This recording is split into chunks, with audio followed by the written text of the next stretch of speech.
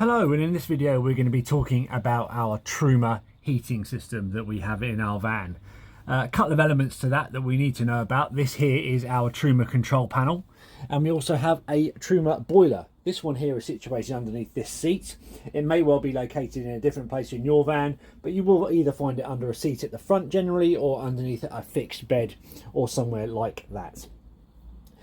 So this is the actual boiler itself. This produces our hot water, also produces our heating as well.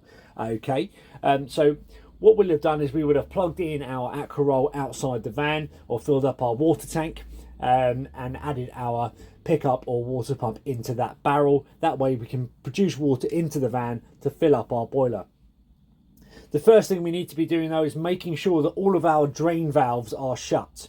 Generally what they will look like is a yellow switch, and they'll be very close to the boiler itself.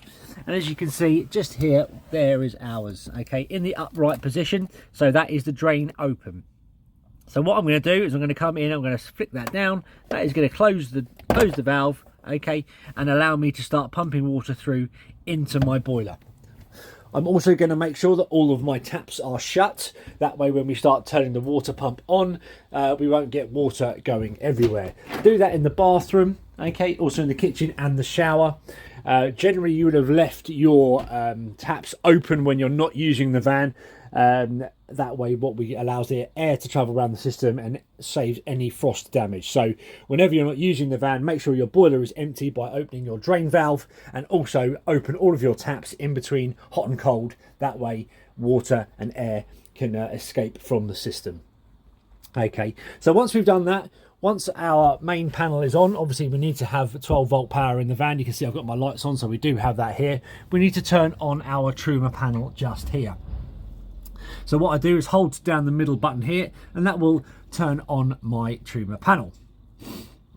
Okay, what it tells me the time is the time that we are at the moment, and also has a little symbol here which tells me that we are plugged into mains, so we do have access to mains power. Okay, so the way we wake the panel up is we use our jog wheel mainly on this, and we just press the button in the middle, okay, and that wakes the panel up. So what we want to look at are the symbols going across the top. So we have a picture of a motorhome there, or basically a van, okay, with a thermometer in it. That is our internal temperature of the van. So what I do is press that button again, and you can see my heating is off.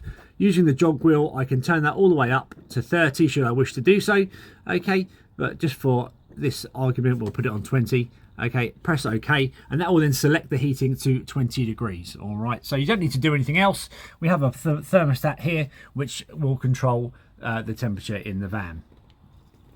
Next one along is our hot water. Okay, this one here does our hot water in the van, but what we need to do, of course, is make sure that we have water in the van. So you need to find your water pump button. Normally on the control panel will probably look slightly different to this unless you've got this particular van, but generally it's a picture of a tap. So I'm going to press that there, and that will then allow us to start pulling water into the van. So what I'm going to do is I'm going to come open one of my taps, my hot one, and that will then allow water to start pumping into our boiler, which is just there. Okay, it does take a bit of time. You'll get a bit of coughing and spluttering and gurgling as we're getting here, but once we've got a nice steady flow of water, we're happy that our boiler is full up. Okay, once we've got a steady flow of water, what we're able to do then is come to our panel again and wake it up, go to our hot water setting, press OK. You can see my hot water is off at the moment. I'm then going to use the jog wheel to put it either on eco, which will heat it to around 40 degrees, hot, which will heat it to around 60 degrees. Okay, so I'm going to select hot.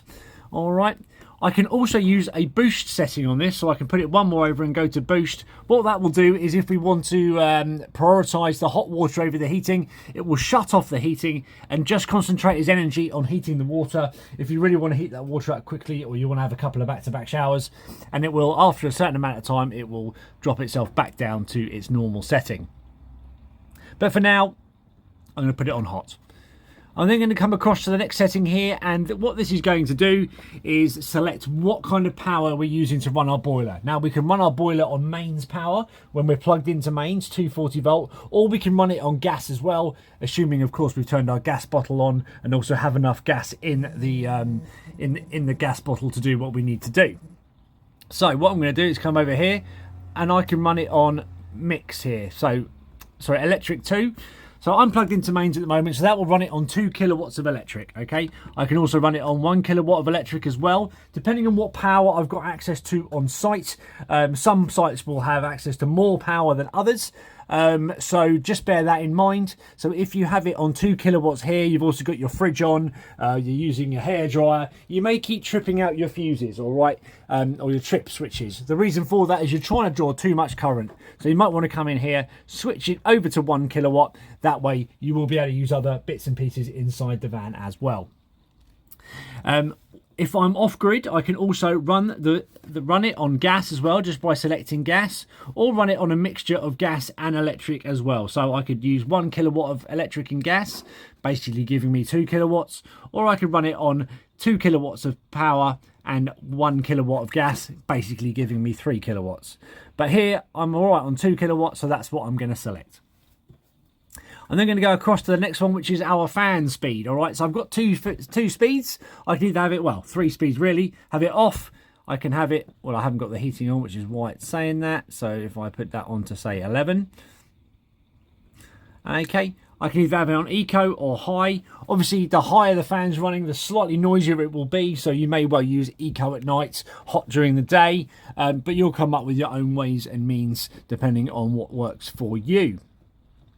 The next one down is a little timer, so we can set the timer to put our hot water on and our heating to start at a certain time and also end at a certain time as well, so I can play around with that. This one here sets my clock, all right, and this one here is our service menu. So if you do end up in that, nothing really to do in here apart from change the language and the clock and things like that.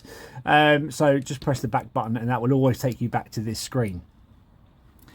When it comes to turning everything off, what you want to be able to do, if I want to turn my heating off, is just come in here, turn that all the way down to off, and then I would turn my heating off as well. Okay. What you want to do before you turn everything off is make sure you've got nothing in this line up here. If you've got nothing up there, you're going to avoid getting error codes. All right. And then also when we shut it down, we finish using our system, we do want to make sure we're turning this panel off first. Okay, by holding the middle button down. Before we turn off our main control panel in the van, again, that will stop us getting any error codes, all right? Once we've turned that off and we're ready to go home, what we would then do is turn that off, drain our boiler down by finding our boiler drain valve that we closed earlier. Okay, so we're going to open that up. You can hear all that water draining down out of the boiler. We're then going to come and find all of our taps, once we've turned off our water pump, of course. Open the tap up in between hot and cold. All right, do that in here. Do it in the bathroom as well, like so. And also in the shower. So this is kind of a frost protection method, really. So if you can get in the habit of doing that every time, you won't have any problems. But if you can imagine there's water in the system and it freezes, water expands when it freezes, and that's how we end up with damaged taps, damaged pipes, so on and so forth. Okay, so make sure no water left in the van, taps left open, boiler drain valve open, and we can't go too far wrong. So that's our Truma system. Again, any questions, please do let us know. Fairly straightforward, excellent heating system. But thanks for watching, and I hope that was useful.